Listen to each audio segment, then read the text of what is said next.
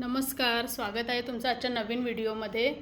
तर आज दुपारचं जेवण पण मी तुम्हाला दाखवलं काय बनवलेलं आणि आता मी रात्रीच्या जेवणात आज काय बनवलं आहे ते पाहूया। तर इथे आहेत चपात्या, भात,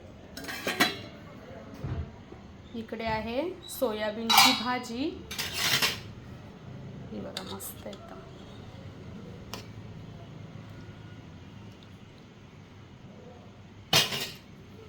इथे आहे मेथीची भाजी,